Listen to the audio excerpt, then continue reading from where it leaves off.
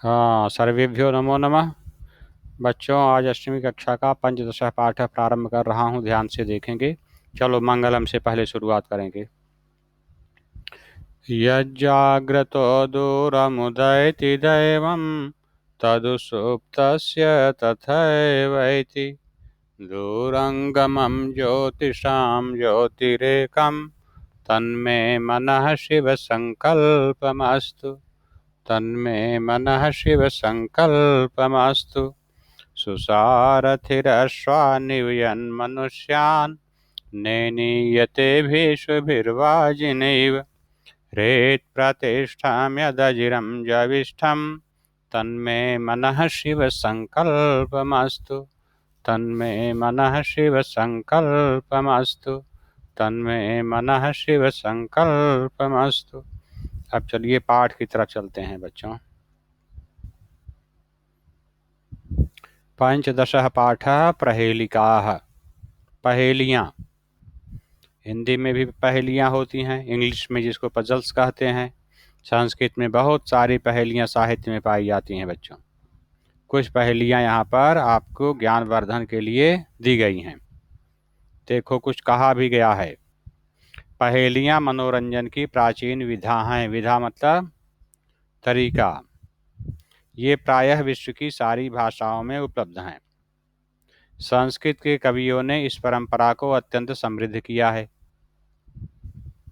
पहेलियाँ जहाँ हमें आनंद देती हैं, वहीं समझबूझ को, हमारी मानसिक व बौद्धिक प्रक्रिया को तीव्रतर बनाती हैं। इस पाठ में संस्कृत पहेलिका मतलब पहेली बूझने की परंपरा के कुछ रोचक उदाहरण प्रस्तुत किए गए हैं। किस तरह से हम पहेलियाँ जान सकते हैं कि इसका क्या मतलब है। कुछ सिखाया गया है कि इस तरह से पहेलियों की जानकारी हम कर सकते हैं। तो केवल यही मतलब नहीं है पाठ का कि आपको पहेली का उत्तर आ जाए।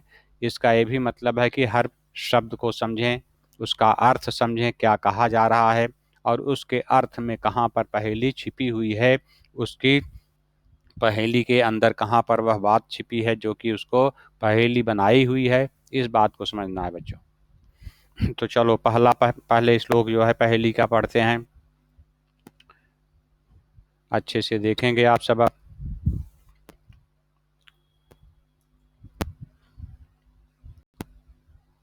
अच्छे से देखेंगे। पहेली का प्रारंभ कर रहा हूँ।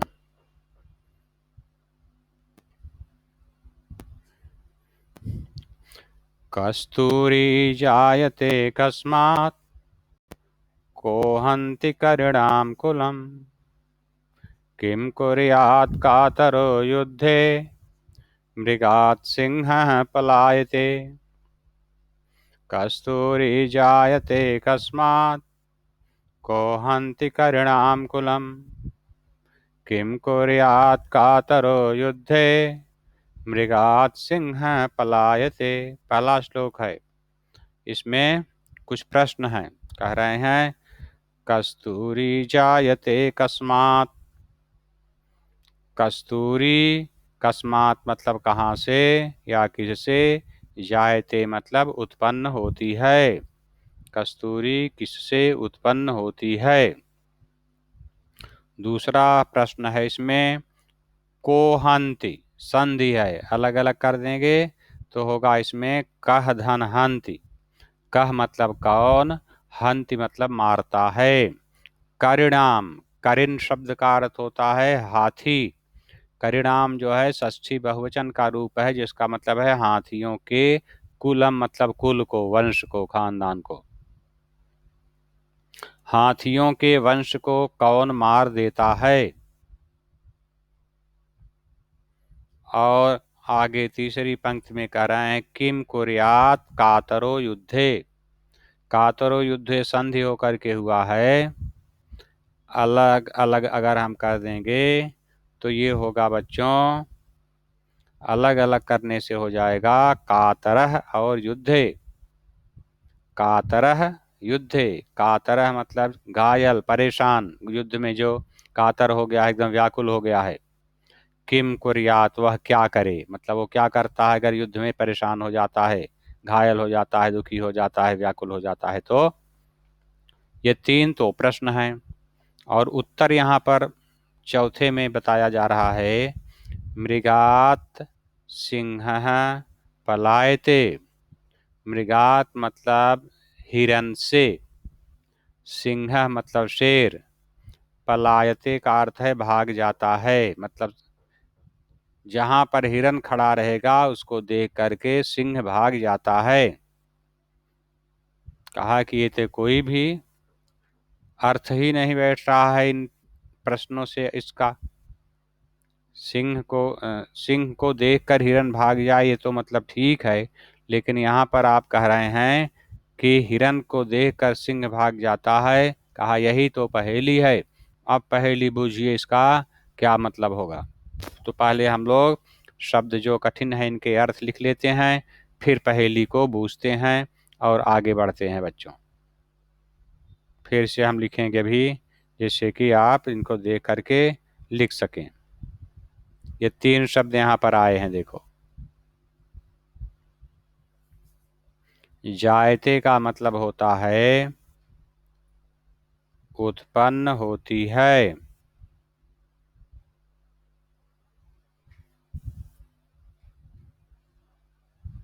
उत्पन्न होती है।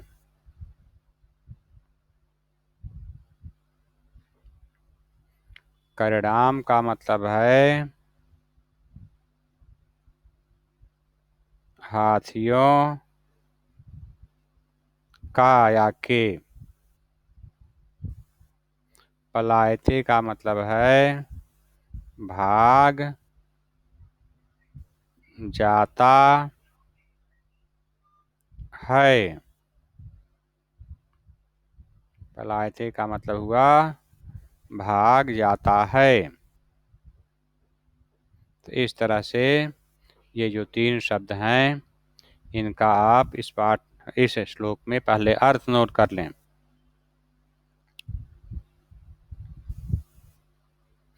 फिर आगे अच्छे से हम समझ करके फिर पढ़ेंगे बच्चों। परिणाम मतलब हाथियों के, षष्ठी बहुवचन का रूप है कर्ण शब्द का।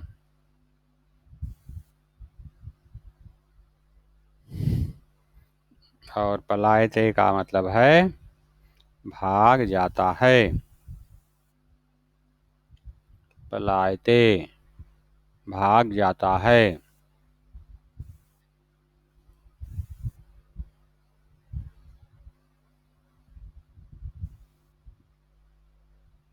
भाग जाता है।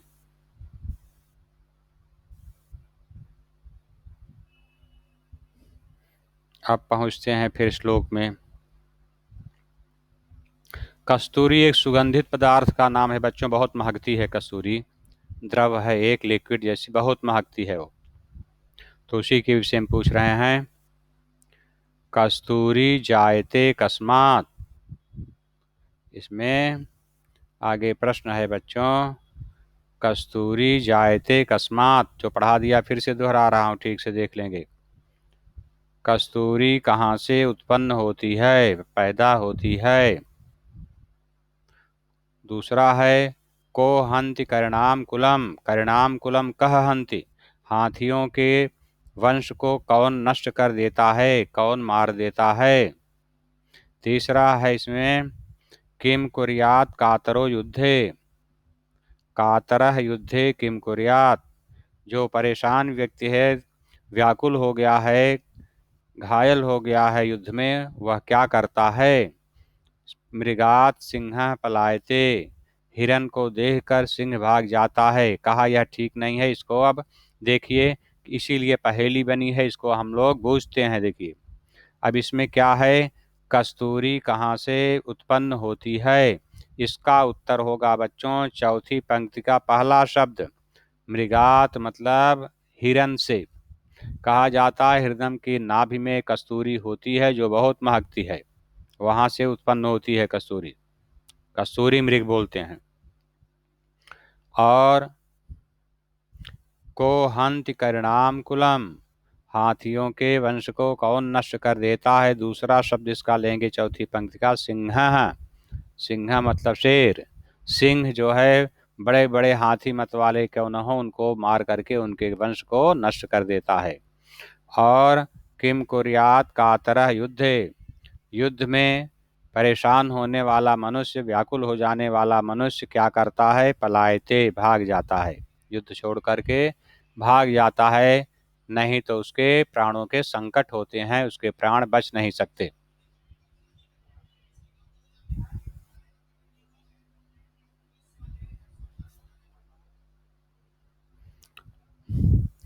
अब दूसरा श्लोक देखेंगे, पहला समझ में आ गया होगा, भावार्थ की जरूरत नहीं है इस श्लोक में, बस आप समझ लेंगे, आपके समझ में आ जाएगा। कस्तूरी जायते कस्मात, कस्मात कस्तूरी जायते, कहाँ से कस्तूरी पैदा होती है? मृगात, हिरण से। कर कह हर करनाम कुलम हंति, हाथियों के वंश को कौन नष्ट कर देता है? सिंह। कातरः युद्धे किम कुर्यात, परेशान आदमी युद्ध में क्या करता है? पलायते, भाग जाता है। तो इस तरह से 3 प्रश्नों के उत्तर क्रम से 3 शब्द दिए गए हैं चौथे चरण में। यह एक तरीका है पहेली बूझने की। अब दूसरी पहेली बच्चों दूसरे प्रकार की है, अब देखेंगे इसको। दूसरी पहेली को ध्यान से देखिए। सीमंतिनेषु का शांता, राजा को भूत गुणोत्तमः, विद्वद्भिः का सदा वन्द्या, अत्रैवोक्तं न बुध्यते, अत्रैवोक्तं न बुध्यते। फिर से देखें। सीमंतिनेषु का शांता, राजा को भूत गुणोत्तमः,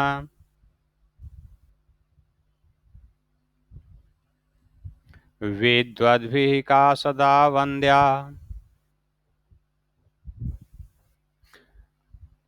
अत्रैवोक्तं न बुध्यते। हर चरण का, हर पंक्ति का अर्थ समझते हैं पहले बच्चों। बहुत शब्दार्थ पाठ के अंत में दिए गए हैं, इसलिए उन शब्दों पर हम नहीं लिख करके जोर देते, उन तो आप लिख ही लेंगे। जो उसके अलावा हमें महत्वपूर्ण लगते हैं, संधि के स्थल और या कठिन, उनको बताता हूँ। सीमंतिनीषु शब्द का अर्थ है नारियों में। सीमंतिनी मतलब नारी, स्त्री। सीमंतिनीषु मतलब नारियों में, का मतलब कौन, शांता मतलब शांत। सभी नारियों में कौन सबसे शांत नारी हैं? जिनको क्रोध नहीं आता, शांत पूर्ण ढंग से रहती हैं जीवन में। पहला प्रश्न है, नारियों में कौन सबसे शांत नारी हैं? दूसरा प्रश्न है बच्चों, राजा को भूत गुणोत्तमः, को भूत में 2 शब्द है, कह धन अभूत, कौन हुआ? गुणोत्तमः, गुण धन उत्तमः, उत्तम गुण वाला, अच्छे गुणों वाला, अच्छे गुणों वाला, गुणोत्तमः राजा, अच्छे गुणों वाला राजा, कह अभूत, कौन हुआ? इस पृथ्वी पर अच्छे गुणों वाला सबसे अच्छा राजा, जिसके अंदर अच्छे गुण थे, कौन था, कौन हुआ? अभूत मतलब था या हुआ। तीसरा प्रश्न इसमें दे रहे हैं, तीसरी पंक्ति में बच्चों, विद्वद्भिः, विद्वानों के द्वारा, का सदा वंद्या, कौन हमेशा वंदना करने योग्य है, पूजा करने योग्य है। बड़े बड़े विद्वानों के द्वारा भी कौन पूजनीय है, कौन वंदनीय है, किसकी पूजना, किसकी पूजन वंदन, किसकी पूजा या वंदना विद्वान भी करते हैं। उत्तर बता रहे हैं यहाँ पर, चौथी पंक्ति में कह रहे हैं, अत्रैवोक्तम, अत्र एव उक्तम, 3 शब्द हैं इसमें। अत्र एव उक्तम, यहीं पर बता दिया गया है, न बुध्यते, किंतु नहीं मालूम हो रहा है। बुध्यते मतलब जाना जा रहा है, इज नॉट नोन।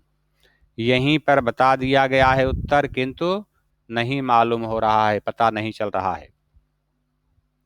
कुछ शब्द इसमें कठिन हैं, जिनके पहले हम कर लेते हैं शब्दार्थ, फिर इसके बाद इसके उत्तर को बताएंगे। 2 शब्द यहाँ पर आए हैं जिनको छोड़ दिया हूँ, मैं लिखकर बता देता हूँ, बाकी शब्दार्थ में हैं, वहाँ से देख लेंगे। को भूत में 2 शब्द, कह और अभूत।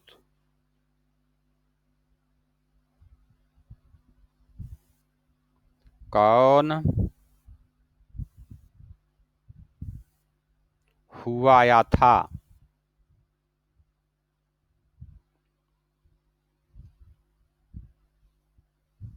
इसी तरह से अत्रैवोक्तम में 3 शब्द हैं बच्चों। अत्रैवोक्तम में 3 शब्द हैं। अत्र एव उक्तम। अत्र एव उक्तम। अत्र का मतलब होता है यहाँ। एव का मतलब है ही। उक्तम का मतलब है कहा गया है। कहा गया है।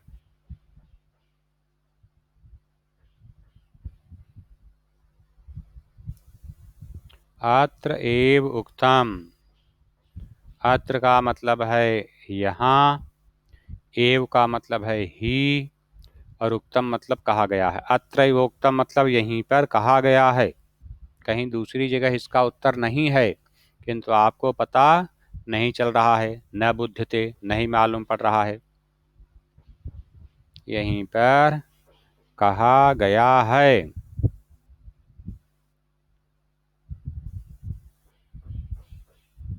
कहा गया है।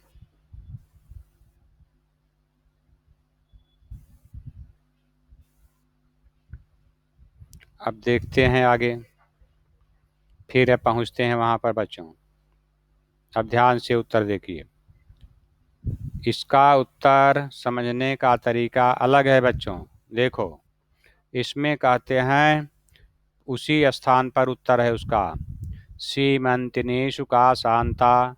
नारियों में कौन सबसे शांत नारी है। तो इस वाक्य का, इस पंक्ति का पहला अक्षर ले लेंगे सी, दूसरा अक्षर ले लेंगे ता, मिला देंगे तो हो जाएगा सीता। इसका उत्तर हो गया सीता सबसे शांत नारी हैं। इसी तरह राजा को बहुत गुणोत्तम में पहला अक्षर शुरू का ले लेंगे रा, अंतिम अक्षर ले लेंगे मह, तो हो जाएगा राम। राम सबसे अच्छे गुणों वाले राजा थे। विद्वद भी क्या सदा वंद्या। विद्वान किसकी वंदना हमेशा करते हैं। तो पहले अक्षर को ले लेंगे वी, अंतिम अक्षर को ले लेंगे दया, तो हो जाएगा विद्या। विद्या देवी की पूजा। विद्या की पूजा सब करते हैं बच्चों। बड़े बड़े विद्वान ही भी विद्या की पूजा करते हैं, बिना विद्या के मूर्ख बन जाते हैं। ये तीनों के देखो यहाँ पर, तीनों के उत्तर यहीं रखे गए हैं। अलग तरीके का श्लोक। इसमें पंक्ति का पहला अक्षर और अंतिम, पहला वर्ण अंतिम वर्ण दोनों को मिला देंगे तो आपका इस तरह से उत्तर निकल आएगा। नारियों में कौन सबसे शांत हैं। सीता। राजा सबसे उत्तम गुणों वाले कौन थे। राम। और विद्वानों के द्वारा वंदनीय कौन है। विद्या। इसलिए कहा कि अत्र एव उक्तम, यहीं पर यह बता दिया गया है इनका उत्तर। न बुद्धते, किंतु पता नहीं चल रहा है, तो बड़ी बुद्धि लगाएंगे तो इसका पता चल जाता है हमें।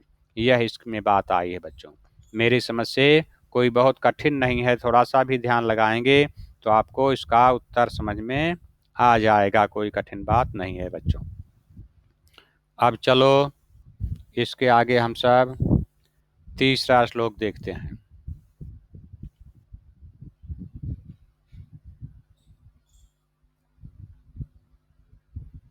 अच्छे से देखेंगे। कम संजघान कृष्णः। कम संजघान कृष्णः।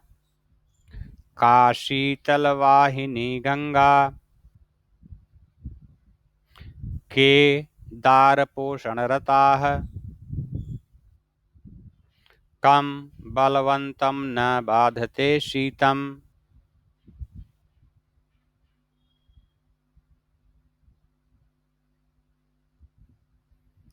कम संजघान कृष्णः काशीतलवाहिनी गंगा।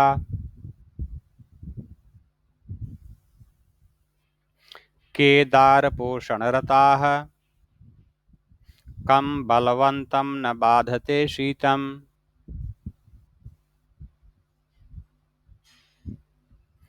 कम मतलब किसको, संजघान मतलब मारा, कृष्ण मतलब कृष्ण ने।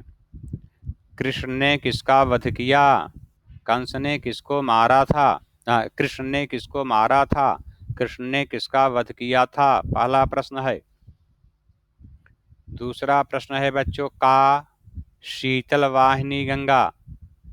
शीतल वाहिनी बहुत ठंडे जल को वहन करने वाली गंगा कौन है, मतलब किस स्थान पर गंगा ऐसी हैं जो बहुत, जहां उनका पानी बहुत शीतल होता है, बहुत शीतल बहने वाली गंगा कौन है या किस स्थान की हैं। कि मतलब कौन लोग ऐसे हैं जो दार पोषण रता है, दार मतलब पत्नी, पुत्र पत्नी इत्यादि परिवार के लोगों का भरण पोषण करने में लगे रहते हैं। रता मतलब तत्पर रहते हैं, लगे रहते हैं।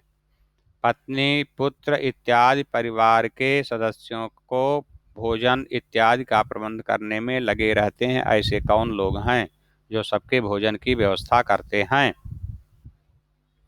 और चौथा भी प्रश्न है, कम बलवंतम किस बलवान को, किस शक्तिशाली को, किस बहादुर को, शीतम न बाधते ठंडक बाधक नहीं होती, बाधा नहीं पहुंचाती, अर्थात ठंडक नहीं लगती। किस शक्तिशाली मनुष्य को ठंडक परेशान नहीं करती, ठंडक नहीं लगता। इस तरह से 4 प्रश्न हैं बच्चों यहाँ पर। अब इसके उत्तर का समझना थोड़ा अलग किस्म का है, इसके उत्तर को समझना थोड़ा अलग है। तो चलें पहले शब्दार्थ जो इसका है कठिन उसको लिख लेते हैं, फिर इसका उत्तर समझते हैं।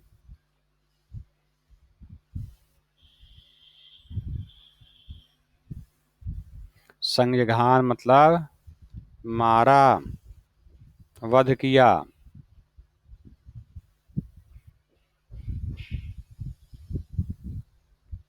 बलवंतम मतलब शक्तिशाली को।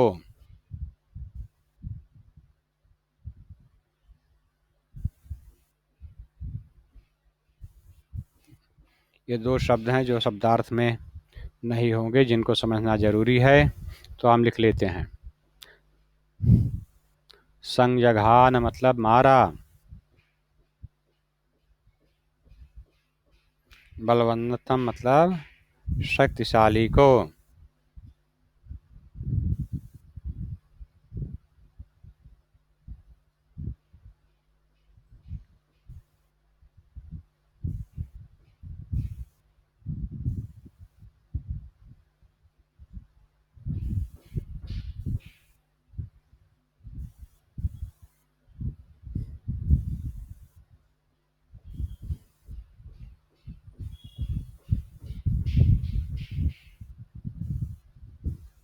शक्तिशाली को।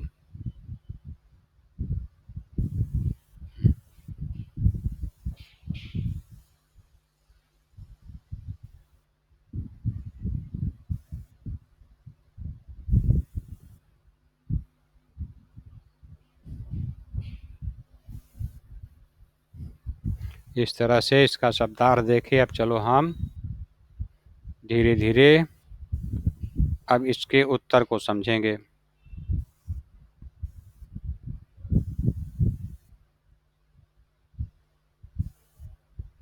इसके उत्तर को समझेंगे बच्चों। कम संजघान कृष्णः, कम संजघान कृष्णः किसको कृष्ण ने मारा, काशीतल वाहिनी गंगा, कौन सी गंगा या कहाँ पर गंगा जो है बहुत शीतल पानी वाली है, जहाँ उनका पानी बहुत शीतल होता है। केदार पोषण रता, कौन व्यक्ति ऐसे हैं जो पुत्र पत्नी इत्यादि परिवार के सदस्यों को भोजन की व्यवस्था में पुष्ट करने में, पोषण करने में लगे रहते हैं। और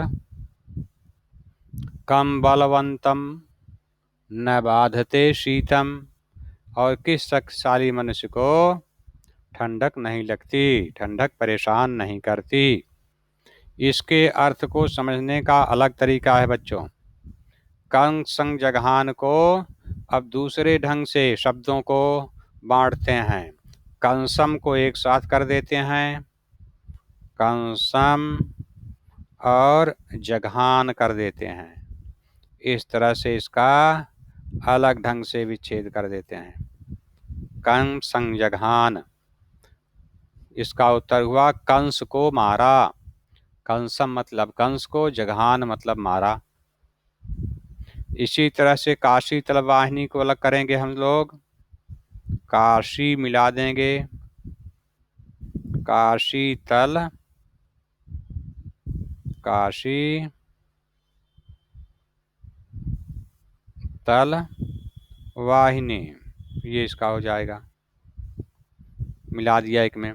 काशी में बहने वाली गंगा, काशी में बहने वाली गंगा मतलब जिसका वाराणसी आजकल नाम है, वहाँ पर गंगा कहते हैं, एकदम बहुत शीतलता प्रदान करती हैं। और केदार पोषणता को एक में मिला देंगे, केदार एक साथ हो जाएगा, तो केदार पोषण रताह। केदार मतलब होता है बच्चों खेत, खेत में कार्य करने वाले किसान जिनको कहते हैं। किसान लोग क्योंकि अन्न पैदा करते हैं, वही सबके खाने के कार्य में आता है। तो यहाँ पर केदार पोषण रता का मतलब हो गया किसान जो हैं वे परिवार के सभी सदस्यों को खाने पीने की व्यवस्था में लगे रहते हैं। केदार मतलब आपको बताया खेत, और के अलग कर दिए तो कौन, दार मतलब पत्नी। तो शब्दों को मिलाने से अर्थ दूसरा शब्द बन जाता है, जिसका अर्थ बदल जाता है। इसी तरह से आप देखें, कम बलवंतम को एक साथ जोड़ देंगे हम सब, हो जाएगा कंबलवंतम।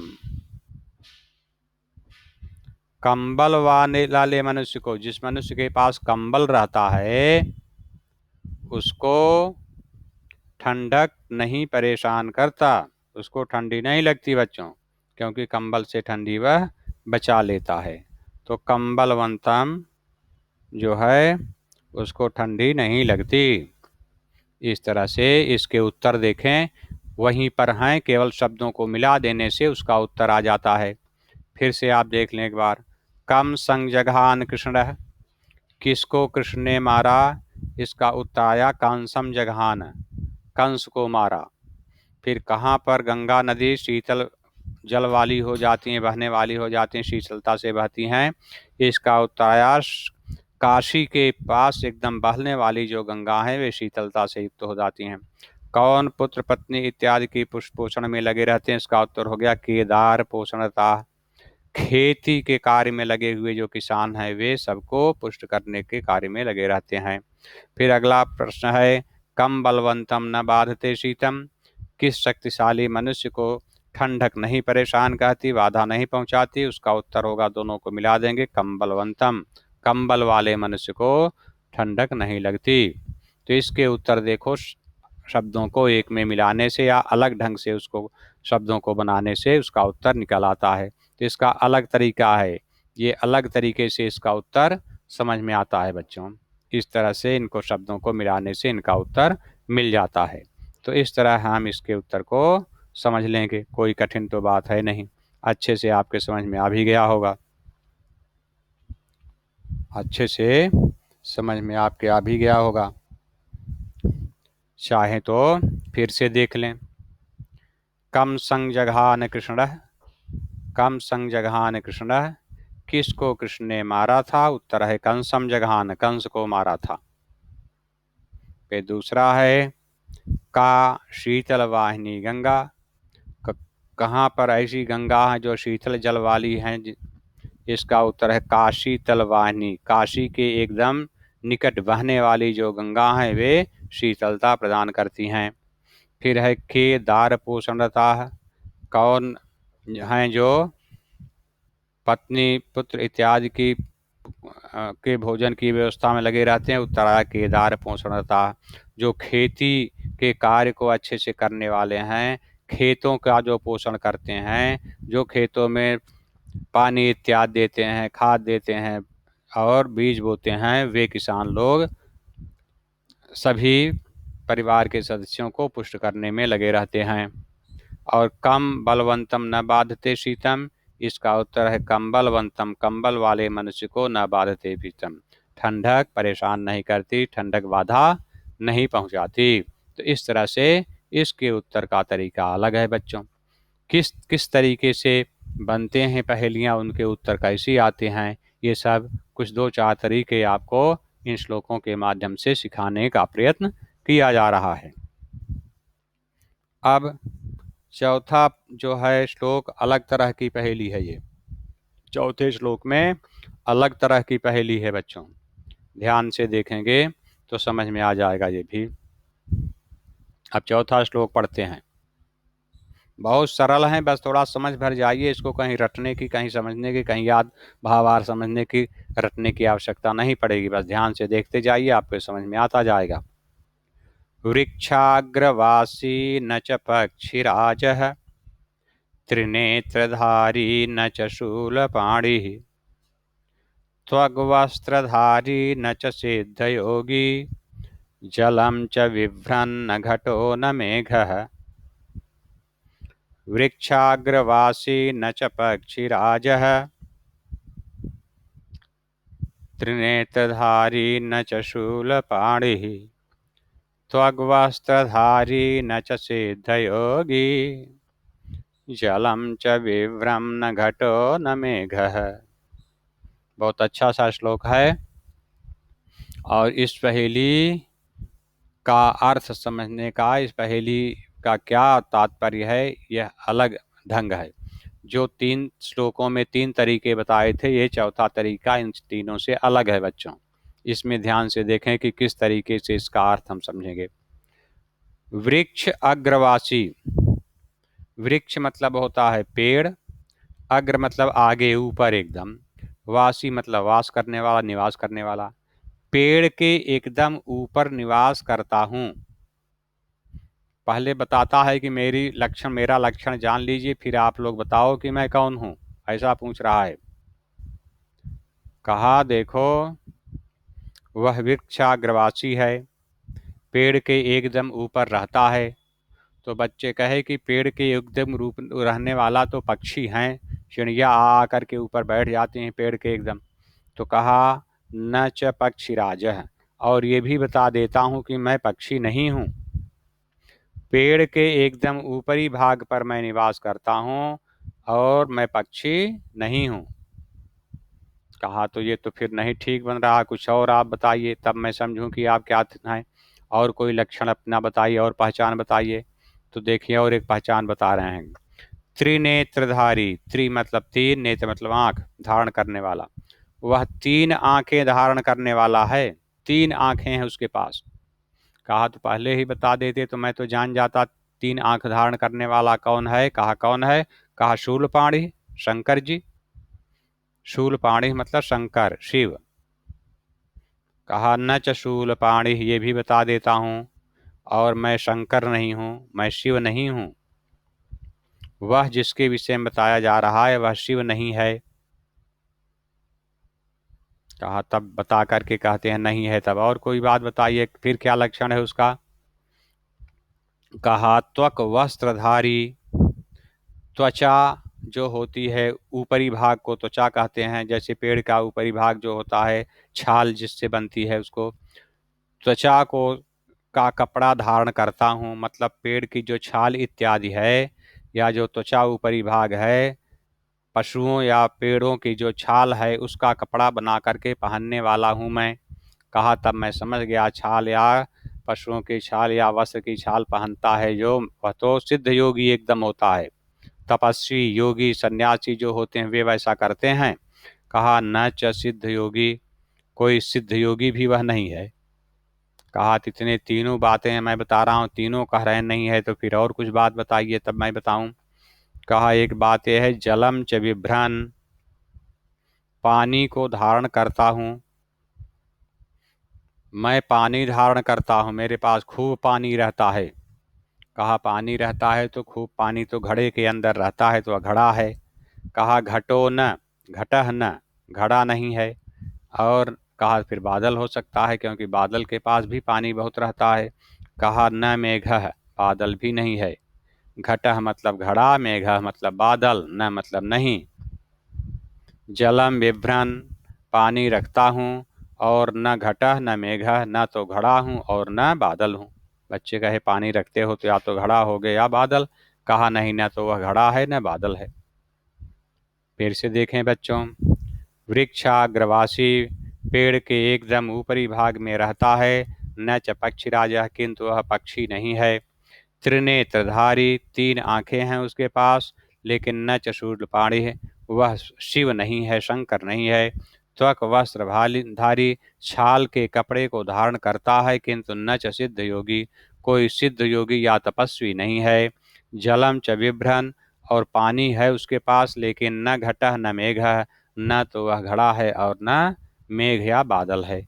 इस तरह से लक्षण जो बताए उनका उत्तर भी दिया गया, लेकिन कह रहे हैं कि वह यह सब चीज नहीं है।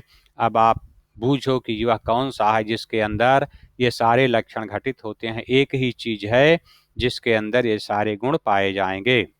तो चलें पहले इसका शब्दार्थ लिख लेते हैं, फिर लक्षण के आधार पर उत्तर समझते हैं।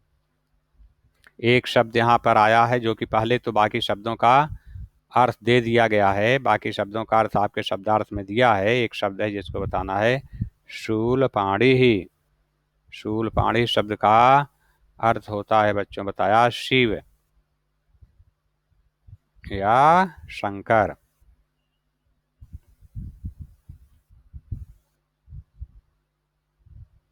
तो अब आप सोचिए कि वह कौन सी एक चीज है जिसके अंदर चारों गुण होंगे। अब ये दिमाग लगाना है, श्लोक के अंदर से यह उत्तर नहीं आता है। तो इसको दिमाग लगाया और लोगों ने बताया कि यह एक नारियल का फल है, यह एक नारियल का फल है। तो नारियल का फल कैसे है? कहा कि अब एक एक वाक्य को देखते जाइए, उसमें घटित होता जाएगा कि हाँ ये चीज है। कहा एक तो वह वृक्षाग्रवासी, पेड़ के एकदम ऊपर रहता है। नारियल अगर आप देखते हो जब फल लगता है, कहीं पर देखे हो, नीचे के फल गिरते जाते हैं, एकदम ऊपरी भाग में पेड़ के फल लगता जाता है, पेड़ बढ़ता जाता है। इस तरह से जैसे जैसे पेड़ ऊपर होता जाता है, वैसे वैसे नारियल का फल भी ऊपर होता जाता है। नीचे से फल गिरते हैं, ऊपर की तरफ बढ़ते जाते हैं। इसलिए वह पक्षी नहीं है, लेकिन और पेड़ के ऊपर रहता है। और त्रिनेत्रधारी, तीन आंखें। कभी नारियल को हटा करके ऊपर के जटाजूट को देखिए तो उसके पास ऊपरी भाग में तीन आंखें जैसा कोमल स्थान बना रहता है। इसलिए कहा कि तीन आंखें नारियल में हैं, लेकिन वह शिव नहीं है। और त्वग वस्त्रधारी, त्वचा, छाल कपड़ा, मतलब अगर नारियल का फल तोड़ते हैं तो उसके ऊपर पहले बहुत सा छाल रहता है, छिलका होता है, जिसको निकाला जाता है, फिर उसके नीचे नारियल का फल मिलता है। इसलिए कह रहे हैं कि त्वचा का वस्त्र, छिलका का वस्त्र वह धारण किए रहता है, पक्षी व सिद्ध योगी नहीं है। जलम च बिभ्रत, और जानते हैं जब नारियल को फोड़ देते हैं तो देखते हैं आप उसके अंदर पानी भरा रहता है, इसलिए वह नारियल न तो घड़ा है न बादल है। तो इसका उत्तर क्या आ गया बच्चों? नारिकेल फलम, नारियल का फल। संस्कृत में नारियल को नारिकेलम कहते हैं, नारिकेल फलम या नारिकेलम। इसका उत्तर हो गया नारियल का फल। तो इस तरह से चारों ये श्लोक आपको बताए और चारों के उत्तर आपको बताए। इतना अच्छे से समझ लेंगे और क्या होता है पहेली का क्या तात्पर्य है ये भी आपके समझ में आ गया होगा। और अच्छे से पढ़ लेंगे, दोहरा लेंगे। अगले दिन दो श्लोक, दो पहेलियाँ और बची हैं, उनको पूरा करके फिर अभ्यास भी हम कुछ करेंगे। तो अगले दिन अभ्यास के लिए तैयार रहेंगे, पेन पेंसिल कापी इत्यादि भी रखे रहेंगे, जिससे हम दो श्लोकों के भावार्थ के बाद आगे हम अभ्यास की ओर बढ़ेंगे। चलो यहीं पर रोकते हैं बच्चों। सर्वेभ्यः धन्यवादाः।